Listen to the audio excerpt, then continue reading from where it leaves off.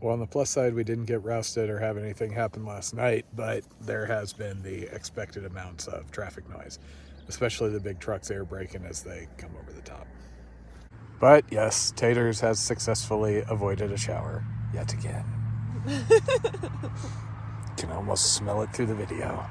Good thing YouTube hasn't invented smell-o-vision. One more day and you get a shower. Maybe. Backcountry outfitter. Sounded like a hose over a tree. I'm totally the unreasonable one for, hoping for hot food and a shower every 8 days or so. So if you'd like to play along at home, just stop bathing for about 8 days and then go give your significant other a giant hug and, try and get amorous. See how that goes. You can't see it because she's been facing the other way, but there have been eye rolls and glares and all sorts of things. Maybe the trucks really annoy her. Hurricane's out there somewhere. You don't want to, hurt his feelings.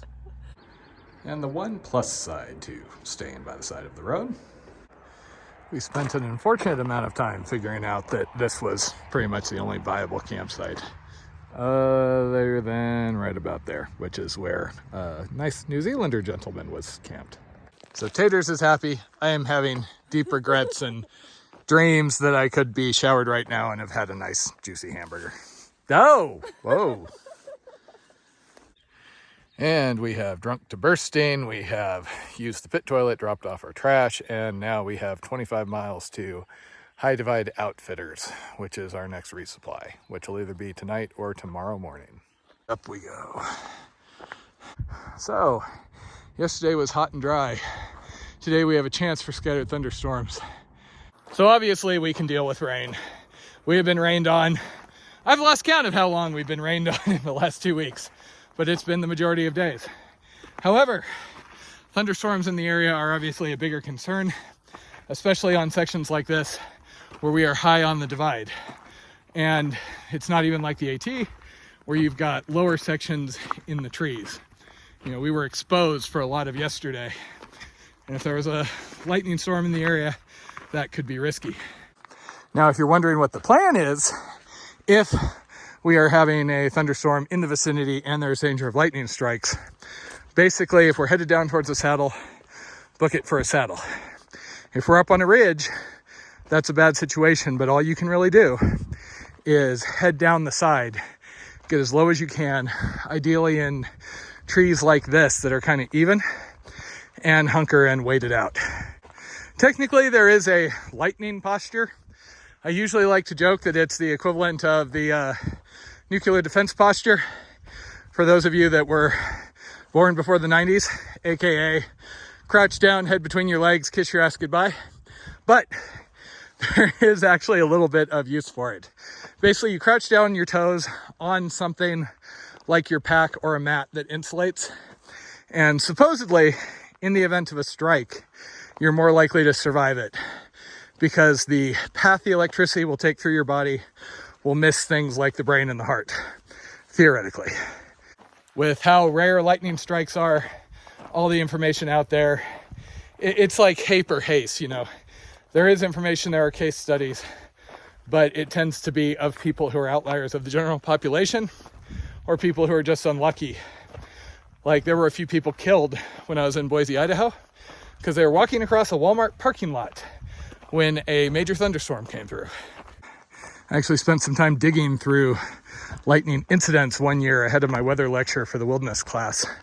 And some of their statistics come from things like, some backpackers out in Colorado who were in a thunderstorm, happens a lot in Colorado that time of year, but they camped on the highest point around, on a bald little thing that had a view.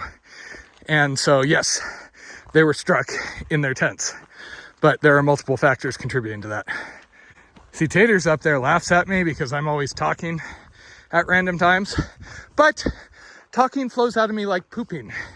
When I need to do it, gotta do it, and it's really hard to hold back, which explains why people react the way they do around me. Ouch! Oh, good to have such a loving partner, huh? Also similar, people say I'm better off talking in the woods and burying it rather than exposing it to the population. Also, it occasionally sickens people. 1,500 feet at the end of the day? Blah. 1,500 feet at the beginning of the day, Blondie tends to throw her hiking poles down and yell, "Bring it!" and charge up. We're now catching up with all the day hikers that left the parking lot like 30 minutes before us. Woo!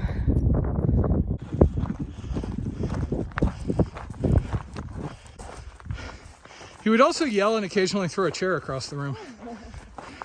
Taters and I have been chattering away, and I just happened to check, and sure enough, we had a little bit of reception, and I got a weather report. So instead of potential for isolated thunderstorms, it looks like there is a 30 or 40% chance of thunderstorms after 1 p.m. with a chance of severe thunderstorms hitting. Life in the mountains. Now, I didn't get that weather report until around 11, because that was the first time we had reception. So I didn't know things had changed. If we had had it last night / this morning, we probably would have left a little bit earlier, just assuming that we might not be able to hike during the middle of the day. So we should get as far as we can in the morning.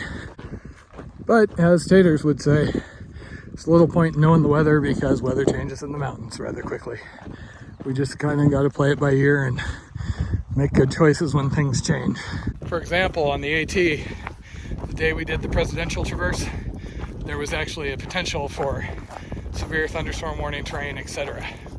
And I stayed up the entire night before, looking at where all the bailouts were, marking them on my map, just so if we had to, we could jump down and get to someplace of relative safety.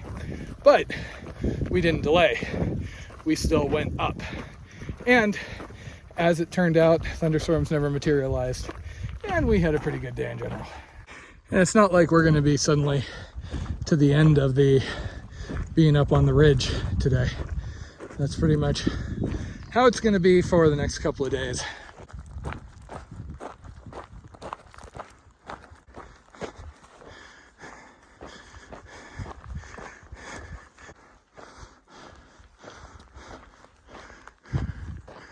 Just about 12 o'clock on the dot, and Miss Positive Attitude / willingly ignorant up there said, "Oh, maybe we'll be able to stop and have potatoes for lunch." And look what's happened.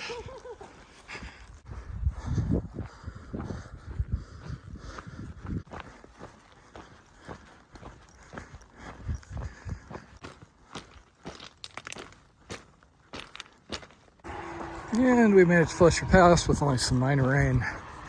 Jen might even get to do her lunchtime potatoes. So we are here filling up off of our single midday water source. We've done 13 miles and change.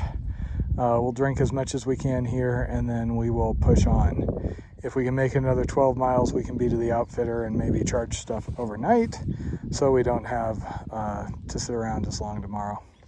So far, the weather's actually behaved. It rained on us a couple of times fairly lightly. I've had to take my glasses on and off about 3 times as things change. I mean, we might as well do the bullshit. We were just debating whether we walk the flat road or take the single track trail that seems to go up over the hill. That's something we haven't seen anything of so far. An actual hiker cache.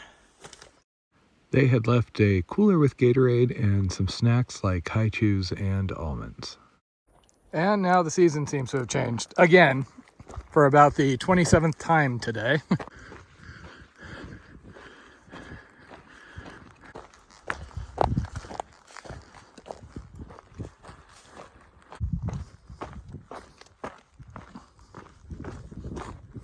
So looking at our options, we don't really want to get to this outfitters too late because we don't know what the situation is there.